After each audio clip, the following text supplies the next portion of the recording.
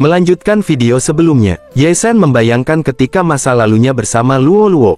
Master, lihat, aku menggali sesuatu dari dalam tanah. Luo Luo di masa kecil yang sangat bahagia bersama Ye Sen. Kelabang spiritual, makhluk seperti ini, hanya akan muncul di tempat yang energi spiritualnya melimpah.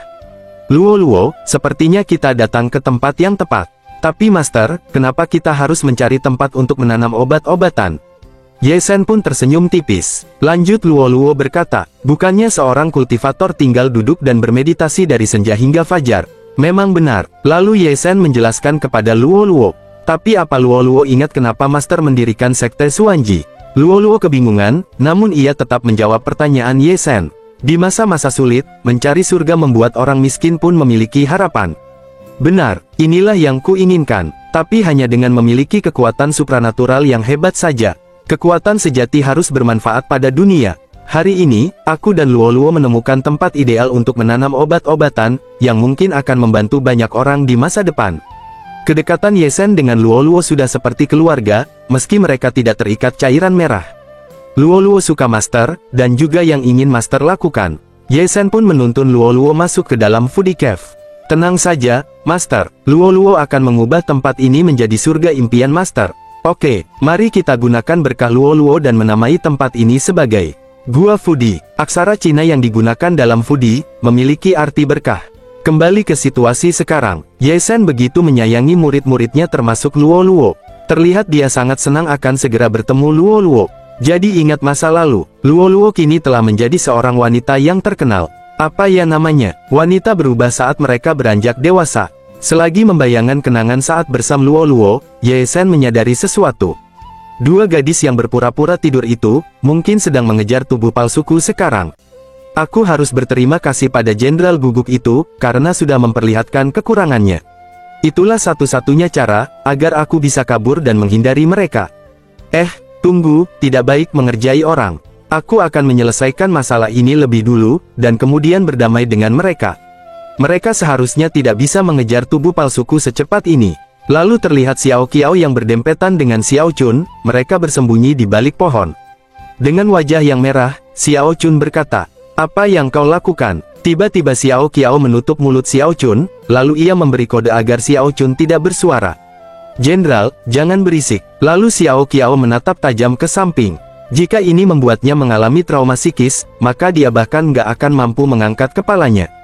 Tiba-tiba saja Xiao Chun berteriak begitu kesal. Apa kau akan membiarkannya begitu saja? Sia-sia sekali Yang Mulia menganggapnya sebagai pria sejati. Aku mengerti perasaanmu. Di bawah cahaya bulan, Yang Mulia bahkan sampai mengekspresikan keinginannya pada sebatang pohon. Terlihat Ye Sen palsu yang nabrak pohon, membuat kesalahpahaman bagi Xiao Qiao dan Xiao Chun. Mereka menyangka Ye Sen menggesek-gesekkan batangnya ke sebuah pohon. Lalu Xiao Qiao yang mengintip Ye Sen berkata, tapi jika kamu perhatikan lebih dekat, dia terlihat berpengalaman. Kecepatannya pun bervariasi, dia benar-benar seorang master. Apa katamu? Xiao Chun bergumam di dalam hatinya, dengan menunjukkan ekspresi yang sangat marah. Tak heran dia mencoba segala cara untuk pergi. Itu untuk meredakan hasratnya yang membara. Aku tidak bisa melaporkan hal ini pada Yang Mulia. Ini akan mengotori telinganya. Lalu tiba-tiba Xiao Chun menyadari sesuatu, ia menoleh ke samping. Terlihat Xiao Qiao mengangkat roknya ke atas, dan ia berpose layaknya pemain profesional. Xiao Chun yang melihatnya pun kebingungan, dengan apa yang Xiao Qiao lakukan. Lalu Xiao Chun menarik Xiao Qiao, yang hendak menghampiri Ye Sen palsu. Berhenti. Xiao Qiao yang tidak terima pun ia berkata, seperti yang dikatakan semua orang, aku akan masuk neraka bagaimanapun juga. Jadi biarkan aku memadamkan hasrat itu. Gak perlu berterima kasih padaku. Xiao Chun yang sangat geram, dia memaki Xiao Qiao dengan kata-kata kasar. Tutup mulutmu, dasar murid tak tahu malu.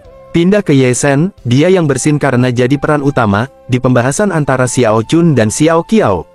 Siapa yang lagi memikirkan aku? Lalu tiba-tiba Ye Sen langsung berekspresi serius, dan menatap ke arah dalam gua. Roh angin. Ye Sen tersenyum tipis, dan membayangkan sosok Luo Luo. Benar, roh angin hanya muncul di tempat-tempat yang memiliki energi spiritual yang melimpah. Luo Luo benar-benar memelihara tempat ini dengan baik. Lanjut Ye Sen berkata di dalam hatinya. Gadis kecil ini suka sekali menerima pujian. Alasan dia ingin aku bergegas ke sini, pasti karena dia sudah menyelesaikan Peach Blossom Spring. Dia sengaja tidak memberitahu Yan Er, dan hanya ingin aku datang memujinya sendirian. Sampai tiba Ye Shen di ujung lorong gua, dan ia berekspektasi keberhasilan Luo Luo. Baiklah, aku akan melihat surga ini. Namun yang Ye Shen lihat di dalam gua itu, tidak sesuai dengan apa yang ia bayangkan. Terlihat di sana ada sosok monster besar yang mendiami gua tersebut. Ye Shen sangat terkejut melihat isi guanya.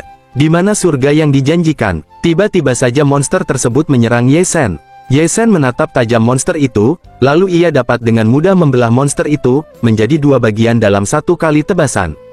Cairan merah dari monster tersebut berserakan di area sekitar, dan Ye Shen pun berkata sambil tersenyum tipis.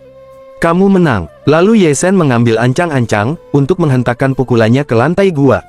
Terlihat dampak pukulan Ye Shen, langsung memporak-porandakan area sekitar, dan menjebol lantai gua sampai ia menghancurkan penghalang, yang menutupi surga yang dijanjikan oleh Luo Luo. Terlihat panorama yang sangat indah, dengan nuansa alam yang menyegarkan. Ye Shen tersenyum dan berkata singkat, sudah cukup. Terlihat sosok Luo Luo namun ia seperti bentuk roh atau spiritual. Lalu Ye Shen pun memanggilnya Luo Luo. Terlihat Luo Luo pun mulai membuka matanya perlahan. Setelah melihat di hadapannya ada Ye Shen, Luo Luo langsung tersenyum sangat senang. Master, lama tak bertemu. Bagaimana menurutmu? Apa Luo Luo menakutimu? Monster di dalam gua ini semuanya adalah ilusi yang kamu ciptakan bukan? Kamu telah mengasah kemampuanmu Luo Luo. Master, kamu menyadarinya. Ini bukan pertemuan pertama kita. Apa kamu masih tidak mengizinkanku melakukan lelucon kepadamu? Terlihat Ye Shen dan Luo Luo sangat bahagia, setelah 100 tahun tidak bertatap muka dan bertegur sapa. Tentu saja, Master mendengarkanmu. Aku hampir lupa kalau Luo Luo suka dipuji dan berbuat jahil. Mereka tertawa bersama layaknya keluarga yang bahagia. Seperti yang diharapkan dari Master, orang yang paling mengerti Luo Luo. Dasar kamu. Baiklah, lanjut ke topik utama. Ye Shen mulai berkata serius, atas perihal apa Luo Luo menyuruh untuk menemuinya sendirian di Gua Pudi Cave. Katakan, apa yang kamu lakukan sampai kamu bersembunyi dari senior sistermu? Bahkan jiwamu sampai meninggalkan tubuhmu untuk memberitahuku. Tatapan Luo Luo pun langsung berubah sedikit terkejut. Lanjut Luo Luo menjelaskan meski enggan mengatakannya. Sebenarnya, jiwaku tidak meninggalkan tubuhku. Hanya, jiwaku saja yang tersisa. Luo Luo memperlihatkan senyuman di hadapan masternya, meski ia menyimpan kesedihannya. Aku, Luo Luo, sudah mati. Tiba-tiba saja ekspresi Ye Shen sangat menakutkan, setelah mendengar perkataan Luo Luo. Siapa yang melakukannya? Terlihat tatapan yang sangat tajam, Ye Shen sangat marah, karena salah satu murid kesayangannya telah meninggal. Lanjut Luo Luo berkata, tenanglah Master, sebenarnya, Luo Luo sendiri yang mengatur semua ini. Ye Shen pun sedikit kebingungan dengan apa yang Luo Luo ucapkan. Lalu Luo Luo memusatkan energi di telunjuknya. Sudah cukup bicaranya, Master bisa melihatnya dengan kedua mata Master sendiri. Luo Luo pun mentransfer apa yang dia alami, dengan menyentuhkan telunjuknya ke kening Ye Shen. Selama 100 tahun Master mengasingkan diri, banyak sekali penjahat dan bandit yang mengincar sekte kita. Dan sekali lagi sekte kita terancam musnah. Untungnya, aku dan senior sister mengingat ajaran Master dengan baik. Selangkah demi selangkah, dengan mengasah kemampuan kami berhasil melewati masa-masa sulit itu tanpa ada yang tewas. Setelah kami membantai para pemimpin mereka, senior sister harus mengganti nama sekte. Barulah kami dapat bernapas lega. Walaupun begitu, 10 tahun kemudian, terdengar seseorang yang memanggil nama Luo Luo. Orang tersebut adalah Yan Er. Semua hama yang mengganggu sekte kita sudah musnah. Dengan aku yang berkuasa, yang harus kita lakukan hanyalah menunggu Master kembali. Kenapa kamu malah pergi? Mendengar perkataan Yan Er, Luo Luo sedikit terkejut, lalu Luo Luo menggertakkan giginya.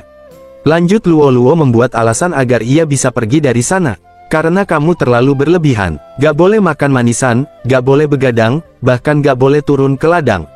Luo Luo sengaja membuat Yan Er kesal, karena dia memiliki alasannya sendiri. Kalau terus begini, kita mungkin akan jadi pasangan suami istri tua. Kenapa kamu? Tiba-tiba Luo Luo menggenggam tangan Yan Er dan berkata, tak apa senior sister, tanggung jawab menjaga sekte bukan hanya milikmu saja. Aku tidak ingin membuatmu khawatir. Yan Er pun merasa tersentuh dengan perkataannya.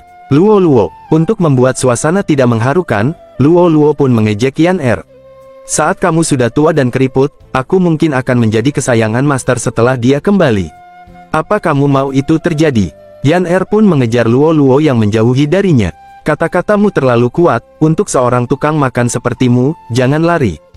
Kamu gak bisa nangkap aku. Namun dalam sisi lain Luo Luo berkata, maaf, Senior Sister, Peramal Agung mengungkapkan padaku, bahwa dari pengasingan Master, sehingga sekte kita yang menjadi sasaran. Seseorang telah merencanakan semuanya. Jika kamu mengetahuinya, kamu pasti akan melakukan segala cara untuk memusnahkan musuh-musuh kita kan? Aku tidak ingin melihatmu seperti itu lagi, Senior Sister. Kepergian Luo Luo memiliki alasan yang kuat, dia ingin melindungi sektenya, tanpa melibatkan Yan Master, aku yakin kamu mengerti, bukan? Terlihat Luo Luo yang bertarung sendirian, melawan sosok yang disebut Peramal Agung. Luo Luo yang kalah telak oleh Peramal Agung, dan tubuhnya pun hancur. Kita, di masa-masa sulit ini, adalah satu-satunya keluarga yang kita miliki. Setelah pertempuran bercairan merah itu, aku mengambil racun Phoenix dan melarikan diri dengan janin spiritual. Aku kemudian memasang umpan dan membangun kota Tianshu.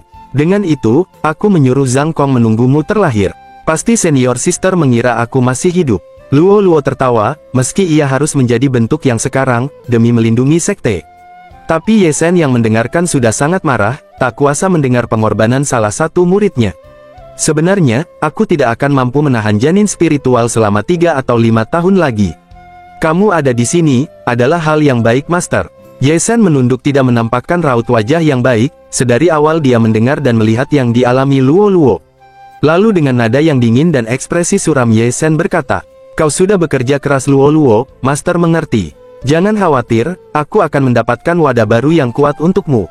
Lalu Ye Shen menunjukkan tatapan yang menakutkan. Menggunakan inti dari otak kita di sini. Luo Luo tersenyum tipis dan berkata, Master memang yang terbaik, tapi ini akan lebih sulit dari yang kamu pikirkan. Meskipun aku di sini hanya berupa janin spiritual, aku masih seorang kultivator di Life and Death Realm. Ye Shen yang mendengar tingkatan kultivasi muridnya, ia sontak terkejut. Life and Death Realm, lanjut Ye Shen berkata di dalam hatinya. Tingkat kultivasi Luo Luo sudah melampauiku. Di benua Changyuan, kultivasi dibagi menjadi 6 realm dan 9 tribulasi. 1 Gathering Realm, 2 Solidifying Realm, 3 Foundation Realm, 4 Nascent Divinity Realm, 5 Sculpting Divinity Realm, 6 Life and Death Realm. Dan pada Life and Death Realm, melampaui setiap tribulasi, sama dengan kemajuan yang diperoleh dari Gathering Realm, sampai ke Life and Death Realm itu sendiri. Terakhir kali aku melawan Yan dia sudah berada pada Sculpting Divinity Realm. Sementara tubuhku disucikan, semuanya bermuara pada masalah kultivasiku. Aku hanya berada di tahap Sculpting Divinity Realm. Tapi, meskipun Luo Luo yang sudah berada pada Life and Death Realm, dia tidak bisa mengalahkannya. Seberapa kuat musuh kita sebenarnya? Lanjut Luo Luo berkata, ketika aku melawan Bodhisattva itu, levelnya mungkin berada di suatu tempat di antara tribulasi ketiga, tidak, mungkin keempat. Bahkan setelah melarikan diri sebagai janin spiritual, aku seharusnya bisa membangun kembali tubuhku secepat mungkin. Tapi aku sudah mencoba banyak metode, tapi tidak ada yang berhasil. Ye Shen menatap tajam setelah mendengarkan perkataan Luo Luo. Lanjut Luo Luo berkata, sekarang setelah keluar dari pengasingan, bagaimana kabar Master? Kamu pikir aku akan kalah? Lanjut Ye Shen berkata di dalam hatinya. Meski benar aku belum membuat kemajuan untuk keluar dari realm ini, tapi dengan tubuhku yang telah disucikan, aku harus mampu bertahan menghadapi tribulasi keempat. Luo Luo tertawa dan menduga apa yang akan dilakukan Ye Shen. Aku tahu Master akan mencoba untuk melawan mereka secara langsung. Namun kalau cuma sedikit itu sama saja dengan kalah. Jika Master ingin menang, maka Master harus kembali dengan kemenangan besar, bukankah begitu? Luo Luo sangat mengenalku. Setelah Luo Luo menyampaikan pendapatnya, ia mengumpulkan air liurnya menjadi suatu inti, yang akan membuat perkembangan pesat. Lalu Luo Luo memberikan cairan tersebut kepada Ye Shen, terlihat Ye Shen sedikit tertegun, dengan apa yang ia lihat di hadapannya. Terus Luo Luo menjelaskan, itulah alasan mengapa aku tetap bertahan di sini. Ice Silkworm, ini adalah dan kering, yang ku buat dengan menggunakan bahan-bahan yang tak ternilai harganya, yang aku kumpulkan selama hidupku. Jika Master membuat terobosan setelah menerimanya, itu akan menjadi dorongan besar, bagi peluang Master untuk menang. Ye Shen terdiam sejenak setelah mendengarkan perkataan Luo Luo, lalu ia berkata dengan wajah datar. Apa itu kebohongan lain Luo Luo? Melihat ekspresi dan perkataan Ye Shen, Luo Luo pun sedikit kebingungan.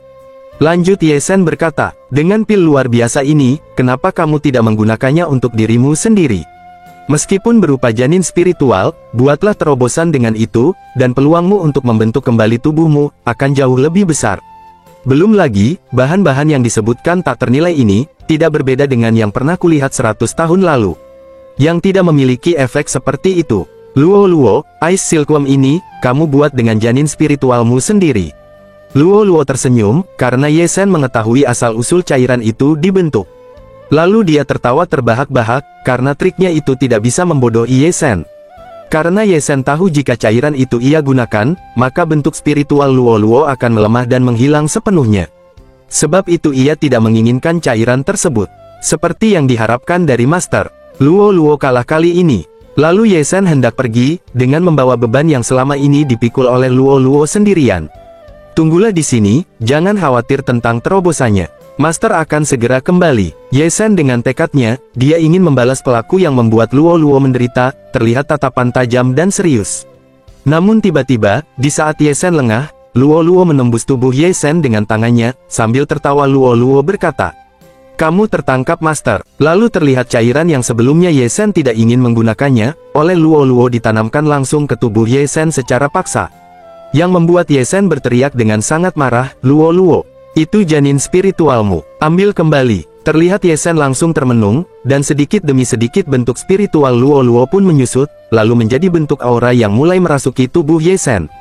Sebelum Luo Luo menghilang sepenuhnya, ia menyampaikan kata-kata terakhirnya, "Master, sampaikan salamku kepada senior Yan Er."